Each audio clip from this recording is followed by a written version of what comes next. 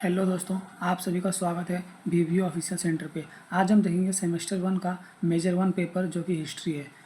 और हम इसमें आज डिस्कस करने वाले मगध साम्राज्य का उत्कर्ष और मगध साम्राज्य जो इतना शक्तिशाली कैसे हुआ। मगध साम्राज्य में कैसा भी क्वेश्चन आए आपको इसमें इसका उत्तर मिलेगा। चलिए वीडियो को शुरू करते हैं। मगध साम्राज्य का उत्कर्ष कहानियों के अंदाज में देखेंगे दोस्तों। अगर हिस्ट्री पढ़ने में ना सबसे ज़्यादा बोरिंग सब्जेक्ट है तो हम कहानियों से समझेंगे, जो कि बहुत ही इंपॉर्टेंट होगा और आपको एक बार में समझ में आएगी। ठीक आएगा, समझे कि नहीं।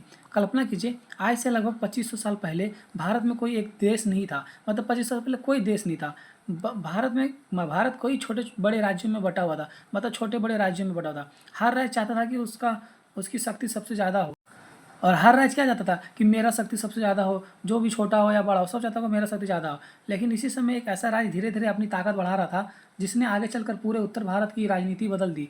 और ना धीरे धीरे एक राज्य था जो बहुत ही अपना ताकत बढ़ा रहा था। वो कौन था वो हम आगे देखते हैं। उस राज्य का नाम था मगध। यानी कि वो कौन सा राज्य था जो मगध था, कि जो धीरे धीरे अपना ताकत बढ़ा रहा था। आप देखते हो उसका ताकत कैस किस तरह बढ़ा रहा था। ठीक है, लेकिन सवाल यह है, आखिर मगध ही इतना शक्तिशाली क्यों बना। क्या उसके पास कोई खास हथियार था? क्या उसकी ज़मीन सबसे अच्छी थी?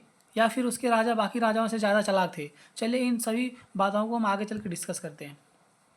आज की इसी पूरी कहानी में हम जानेंगे मगध साम्राज्य के उत्कर्ष की पूरी कहानी। और ध्यान रखिए, परीक्षा में अगर पूछा जाए मगध के उत्कर्ष के कारणों की विवेचना कीजिए, तो बिल्कुल हम इसका डिस्कस आगे ही कर रहे हैं। तो आज की पूरी क्लास आपके लिए बहुत ही आने वाली है और बहुत ही महत्वपूर्ण है। चैप्टर 1 जैसे कि है ना, हम कहानियों से पढ़े इसलिए चैप्टर 1 चैप्टर 2 करके पढ़ेंगे। ठीक ना। पहला कहानी कहाँ से शुरू होता है तो देखते हैं। ठीक है, कहानी शुरू होती है मगध से। 6ठी शताब्दी से पूर्व भारत में 16 महाजनपद मौजूद थे। इनमें कुछ बड़े और शक्तिशाली राज्य थे। कौशल था, वत्स था, अवंती और मगध। इसमें जो 16 महाजनपद थे उसमें से 4 लोग थे जो बहुत बड़े भी थे और शक्तिशाली भी थे। लेकिन इन चारों में एक राज्य धीरे धीरे सबसे आगे निकल रहा था। और इन जो चारों में था तो सबसे धीरे धीरे सबसे आगे निकल रहा था वो था मगध। ठीक है ना। यानी कि मगध ही था जो सबसे धीरे धीरे आगे निकल रहा था, बहुत शक्तिशाली और था। अब सवाल है क्या कि मगध में ऐसा क्या खास था जो ये इतना ताकतवर हो रहा था। इसका पहले जवाब हमें इसकी ज़मीन में मिलती है। और इसका पहला जवाब क्या है कि ताकतवर कैसे बन रहा था, तो इसका पहला जवाब क्या है, ज़मीन में मिलती है। अब ज़मीन कैसा था इसका सो देखते हैं। ठीक है, चैप्टर 2, ऐसी जमीन जिसने मगध को अमीर बना दिया। अब कैसे अमीर बना दिया सो देखते। मगध का बड़ा हिस्सा गंगा के उपजाऊ मैदान में के पास था। सोचिए, अगर किसी राज्य के पास बहुत उपजाऊ जमीन हो तो क्या होगा, ज़्यादा खेती होगी, ज़्यादा अनाज पैदा होगा, किसान की संख्या बढ़ेगी, राज्य को ज़्यादा कर मिलेगा। और जब राजा के पास ज़्यादा पैसा होगा तो वह बड़ी सेना रख सकता है। यानी उपजाऊ जमीन, ज़्यादा उत्पादन, ज़्यादा कर, मजबूत अर्थव्यवस्था, बड़ी सेना, तो ताकत बढ़ेगी ही बढ़ेगी। तो पहली ताकत क्या थी? पहली ताकत थी कृषि और उपजाऊ भूमि। जब वहाँ पे मगध में बहुत ही अच्छी, जो गंगा के किनारे उसकी जो ज़मीनें थी वो बहुत ही उपजाऊ थी, तो उसमें बहुत सारे खेती होते थे, बहुत सारे किसान बढ़े। तो उसमें अब कौन से कि जब ज़मीन ज़्यादा रहेगी फिर ज़्यादा कर भी मिलेगा, क्योंकि उसमें ज़्यादा उत्पत्ति होगी ना, तो वहाँ के राजा उससे ज़्यादा कर लेंगे। तो और जब कर उसके पास बहुत सारा पैसा होगा ही राजा के पास, तो वो अब कौन से कि वो सेना में ही पैसा लगाएगा और अब मजबूत करेगा अपने राज्य को। चलिए चैप्टर 3 को देखते हैं। मगध के पास था लोहे का फायदा। अब ना उसके पास जमीन भी था और उसके बाद लोहे भी थे। अब लोहे कैसे सो देखते हैं। अब कहानी में आता है एक और बड़ा मोड़, लोहा। मगध के आसपास के क्षेत्रों में लोहा संसाधन उपलब्ध थे। आप सोचिए, मतलब मगध के आसपास लोहा बहुत प्रचुर मात्रा में थी। जैसे आप झारखंड के राज्य के हो, इसलिए आप वीवीयू सेमेस्टर से वीवीयू में पढ़ाई करते हो, मतलब वीवीयू यूनिवर्सिटी के अंदर। तो झारखंड में प्रचुर मात्रा में क्या है, अभ्रक है, कोयला है। इसी तरह उसमें मगध के आसपास में क्या था, लोहा था और उसकी अच्छी ज़मीन थी। उस समय लोहा का क्या मतलब था, आप देखिए उसमें क्या मतलब था लोहा का। लोहा से ही सब कुछ होता था। लोहे से मजबूत कृषि उपकरण, जैसे कि आप आपके पास अच्छी ज़मीन है लेकिन हल जोतने के लिए अच्छा उपकरण नहीं है, तो लोहे से नहीं बनेगा। लोहा से अच्छा उपकरण बन सकता है, मजबूत कृषि उपकरण बनाए जा सकते हैं। जंगल काटकर नई ज़मीनों को खेती के लिए तैयार किया जा सकता है। और सबसे महत्वपूर्ण, मजबूत हथियार बनाए जा सकते हैं। और लोहे से सबसे महत्वपूर्ण चीज़ क्या है कि उससे मजबूत हथियार बनाए जा सकते हैं। यानी जिस राज्य के पास लोहा था उसके पास खेती और युद्ध दोनों के फायदे थे। अब इसके पास लोहा था, अब वो लोहा से तो युद्ध भी लड़ सकता है और खेती के उपकरण बना के वो खेती में भी उपयोग कर सकता है, इसीलिए उसको दोनों में फायदा था। इसलिए याद रखिए, मगध की शक्ति एक बड़ा आधार था लोहा संसाधन। और जो मगध की जो शक्ति थी उसका एक बहुत बड़ा आधार था लोहा संसाधन। चलिए अब चैप्टर 4 को देखते हैं कि क्या था। मगध की सेना को खतरनाक हथियार क्या था उसका खतरनाक हथियार। मगध की सेना के पास जो थी सो खतरनाक एक हथियार था। क्या कैसा हथियार था सब देखते हैं। आप सोचिए, आप युद्ध में के मैदान में खड़े हैं, सामने दुश्मन की सेना है और अचानक दूर से हजारों सैनिक के साथ विशाल हाथियों की सेना आपकी तरफ बढ़ने लगे। और उस समय हाथी केवल जानवर नहीं थे, वे युद्ध में एक महत्वपूर्ण हथियार थे। मगध और उसके आसपास के क्षेत्रों में हाथियों का उपलब्धता ने उसकी सैन्य शक्ति को बढ़ाया, इसलिए हाथी को युद्ध में बड़ा फायदा। अब उसके बाद एक हथियार था, क्या था, एक जानवर के रूप में हाथी। और उसमें हाथी को सभी लोग ना अपने हथियार के रूप में प्रयोग करते थे। हाथी के आजू बाजू में ना वो कपड़े बांध दिया करते थे, वो सीधा दौड़ते जाते थे और सामने वाले दुश्मनों को रौंदते हुए जाते थे। और हाथी का इतना वजन होता है कि कोई उससे बच ही नहीं सकता है। तो उसके पास एक पहला क्या था, कृषि का उपजाऊ भूमि था, दूसरा लोहा था, और तीसरा उसकी सेना के रूप में हाथी भी थे। तो इसीलिए वो ताकतवर बनते जा रहा था धीरे धीरे। चलिए अब चैप्टर 5 को देखते हैं कि मगध के पास ऐसा और क्या था। नदियाँ बनी मगध की सड़क। अब नदियाँ भी मगध की सड़क बनी, कैसे बनी सो देखते हैं। आज हमारे पास सड़कें और रेलवे हैं, लेकिन 2500 साल पहले ऐसा कुछ भी नहीं था। नदियाँ ही यातायात और व्यापार के बड़े साधन हुआ करते थे। और उसमें क्या, नदियाँ ही मतलब आना जाना और व्यापार का साधन हुआ करता था। मगध के आसपास गंगा और सोन जैसी महत्वपूर्ण नदियाँ थी। जो जो मगध थी, मगध के आसपास गंगा और सोन जैसी महत्वपूर्ण नदियाँ थी, जिसे उसको उसको रास्तों में प्रयोग करते होंगे। इन नदियों ने व्यापार और यातायात को आसान बनाया, और इन नदियों के थ्रू व्यापार भी करते थे और आना जाना भी करते थे। और बाद में जब पाटलिपुत्र विकसित हुआ तो उसकी स्थिति में मगध की शक्ति और बढ़ गई। और जब आगे चल के पाटलिपुत्र वहाँ पे विकसित हुआ, जो कि अभी पटना बिहार राज्य में है, तो उसकी स्थिति और भी मजबूत हो गई। यानी नदियाँ सिर्फ पानी नहीं थी, वे मगध की आर्थिक और राजनीतिक शक्ति थी। मतलब आर्थिक के रूप में से आर्थिक होता पैसा व्यवहार, तो पैसा कहाँ से आता था, व्यापार करते थे तब ना। और राजनीतिक मतलब राजा जो लोग उसको अपने अपनी तरह अपने प्रयोग में करते थे बहुत ज़्यादा, कि राजनीतिक तरफ से प्रयोग करते थे कि हम युद्ध करने जाएंगे, नदियों के थ्रू जल्दी पहुँचेंगे। तो वो राजनीति उसकी शक्ति थी। ठीक है, अब चैप्टर 6 देखते हैं। अब मैदान में आता है असली खिलाड़ी कौन है, बिंबिसार। मगध का एक राजा था बिंबिसार, ठीक है ना। अब बिंबिसार इन उपकरणों को मतलब जो इनका उपलब्धियां थी, जो यहाँ पे जो जबको प्रचुर मात्रा में थी, उसको कैसे उन्होंने मतलब प्रयोग में लाया, तभी ना सफल राजा बना। अब तक हमने देखा कि मगध के पास प्राकृतिक फायदे थे, लेकिन केवल अच्छी जमीन से कोई साम्राज्य नहीं बनता। वही ना बोला कि प्राकृतिक रहने से क्या अच्छा साम्राज्य बन जाता है क्या। झारखंड में कम प्राकृतिक फायदे हैं, लेकिन नहीं, यहाँ का अच्छा साम्राज्य नहीं बना। यहाँ भी बहुत गरीब वर्ग है। इसलिए इसलिए चाहिए एक योग्य राजा, और यहाँ पे एक अच्छा राजा चाहिए, तब उसका वो आगे बढ़ सकता है। और यहाँ कहानी में आता है बिंबिसार। अब अच्छा राजा के रूप में कौन आता है, बिंबिसार। अब बिंबिसार को थोड़ा सा पढ़ते हैं। बिंबिसार ने मगध की शक्ति को बढ़ाने के लिए केवल तलवार का सहारा नहीं लिया।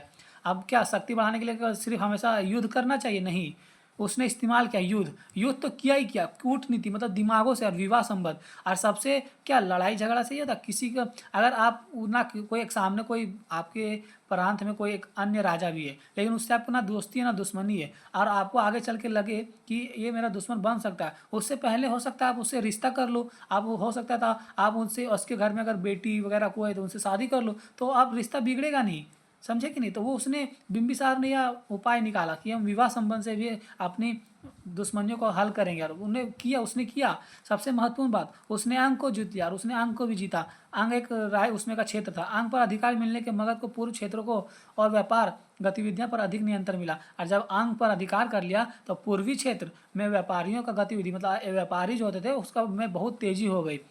यानी बिंबिसार ने मगध को सिर्फ बड़ा नहीं किया, उसने उसकी आर्थिक और राजनीतिक शक्ति भी बढ़ाई। और बिंबिसार जो था उसने सिर्फ अपने राज्य को बड़ा नहीं किया, उसने आर्थिक रूप से भी वो आगे बढ़ा और राजनीतिक भी शक्ति बढ़ाई। चैप्टर 7 है बिंबिसार के बाद अजातशत्रु। अब बिंबिसार के बाद एक और राजा आता है अजातशत्रु। ये भी बहुत अच्छा है। अब कहानी में आता है एक महत्वपूर्ण राजा अजातशत्रु। उसके समय मगध का संघर्ष वजीज संघ से हुआ। मतलब उसके समय एक वजीज संघ था, उससे उसका मतलब लड़ाई हुआ। अब वजीज कैसा था देखते हैं। वजीज एक शक्तिशाली गण संघ था। अजातशत्रु ने लंबे संघर्ष के बाद वजीजियों को पराजित किया। मतलब अजातशत्रु ने लंबा संघर्ष लगा लेकिन उसे हरा दिया। इस विजय ने मगध को शक्ति और बढ़ा दिया। और जब आप पहले से सक्षम हो और एक दूसरे को हरा दे रहे हो तो आपका शक्ति अपॉ से बढ़ ही जाएगा। अब सोचिए, पहला अंग गया, फिर बाद जैसे शक्ति को चुनौती दी गई तो मगध का प्रभाव लगातार बढ़ते गया। अब पहले अंग को हरा दिया, फिर वजीज को हरा दिया, तो आपको उसका प्रभाव बहुत ज़्यादा बढ़ गया होगा। अब पाटलिपुत्र की कहानी को थोड़ा सा समझते हैं, क्योंकि मगध की उत्कर्ष में ना यहाँ इसकी भी भूमिका होती है।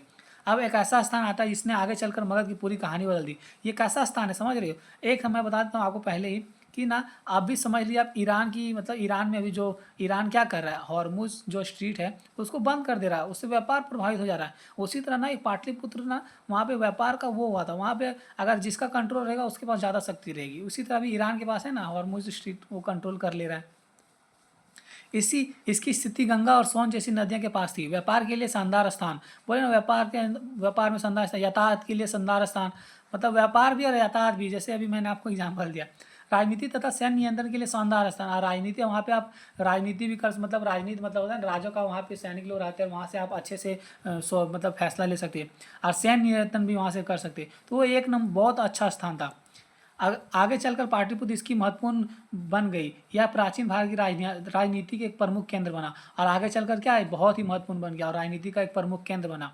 अब चैप्टर 9 को देखते हैं, शिशुनाग और अवंती। ठीक है ना, मगध की कहानी यहीं खत्म नहीं हुई। हर्यक वंश के बाद शिशुनाग वंश आया, और शिशुनागों ने एक महत्वपूर्ण काम किया। क्या काम किया, उसने अवंती को भी जीत लिया था, अवंती को मगध में मिला लिया। शिशुनागों ने क्या किया था कि उन लोगों ने अवंती को अपने राज्य क्षेत्र में मिला लिया। याद रखिए, अवंती मगध का एक बड़ा प्रतिद्वंदी था, जबकि वो प्रतिद्वंदी था लेकिन उसको अपने में मिला लिया। जब यह प्रतिद्वंदी मगध के नियंत्रण में आ गया तो मगध की स्थिति और भी मजबूत हो गई। अब जब आप ऑफकोर्स जब इतने बड़े क्षेत्र को आप अपने अपने अंदर मिला लोगे, अवंती जैसे क्षेत्र को, जो कि बहुत ही बड़ा प्रतिद्वंदी था, तो आप और भी शक्तिशाली बन जाओगे। अब चैप्टर 10 देखते हैं। अब आते हैं नंद। अब नंद एक है, और अब कहानी में पहुंचते हैं नंद वंश तक। नंद वंश शासकों ने मगध और आर्थिक और सैन्य शक्ति को मजबूत किया, और जो नंद शासक जब आए तो उसने आर्थिक और सैन्य शक्ति को मजबूत किया। विशेष रूप से महाजनपदों में के समय मगध की शक्ति काफ़ी बढ़ी, विशाल सेना हुई। क्या क्या हुई सो देखते हैं। विशाल सेना, अधिक संसाधन और विस्तृत क्षेत्र। मगध अब केवल एक महाजनपद नहीं रह गया था, वह एक बड़ी राजनीतिक शक्ति बन चुका था। अब वो महाजनपद नहीं, अब राजनीतिक बहुत बड़ा राजनीतिक शक्ति बन चुका था। आप जैसे कि एग्जाम में आता है तो उसमें कैसे लिखना है, आपको हो सकता है आप कुछ भूल जाते हैं, लेकिन अगर आपको थोड़ा मोड़ा पॉइंट भी याद है ना, तो आप 6-7 लाइन आराम से लिख सकते हो खुद से ही। आप एक बार आपके दिमाग में बस सुन लेना चाहिए, आप एक बार सुन लिए तो आपके दिमाग में कुछ ना कुछ तो जरूर होगा, और आपको जब पॉइंट याद आ जाएगा तो आप आराम से खुद से लिख लोगे। आप पूरा राज समझिए, मगध कैसे, मतलब मगध ही क्यों जीता, सब कुछ जीता। तो दोस्तों आप पूरी कहानी में एक जगह जोड़ते हैं, ठीक है, सबको एक साथ लाते हैं। मगध के पास था उपजाऊ मैदान, पहला लो संसाधन, हाथियों की उपलब्धता, नदियों का लाभ, व्यापार और आर्थिक समृद्धि, मजबूत सेना, योग्य शासक, बिंबिसार जैसा योग शासक, उसमें कूटनीति उसके अंदर बहुत अच्छी थी, मजबूत राजधानी और दूर पाटलिपुत्र जैसा। और सबसे महत्वपूर्ण क्या था, मगध के शासकों ने इन सभी संसाधनों का अच्छे से इस्तेमाल किया। बोले ना कि इन जो राजाएं हैं इन सभी संसाधनों का अच्छे से इस्तेमाल कर पाए। यही कारण था कि मगध धीरे धीरे दूसरे महाजनपदों से आगे निकल गया, और यही सब कारण था जो इन महाजनपदों से सबसे आगे निकल गया। आप देखते परीक्षा में आएगा तो आप कैसे लिखेंगे, ठीक है ना, एग्जाम पॉइंट से। अब इसे उत्तर में कैसे लिखेंगे, अगर परीक्षा में सवाल आता है मगध के उत्कर्ष के कारणों का विवेचना कीजिए, तो घबराना नहीं है, आपको आराम से लिखना। उत्तर की शुरुआत ऐसे करें। छठे शताब्दी ईसा पूर्व में मगध 16 महाजनपदों में से एक था।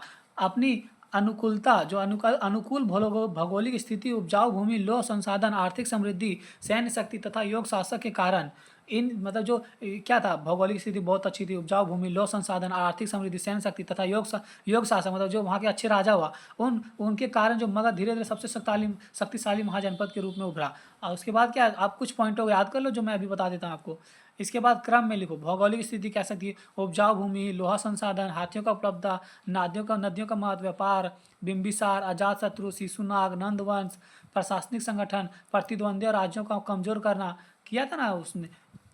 और अंत में निष्कर्ष आपको अपने से लिखना है। निष्कर्ष हमेशा ना अपने शब्दों में लिखना है, आपने जो ऊपर में लिखा है उसी में से हर महत्वपूर्ण पॉइंटों को लिखना है। अब हम ना आगे कुछ देखते हैं कि जो आगे वाला क्लास में पढ़ना है, क्योंकि इसी जो है ना मगध साम्राज्य से ही ना आपको क्या बोलते हैं, मौर्य समाज का स्थापना हो गया था, वहीं से नींव डल गया था।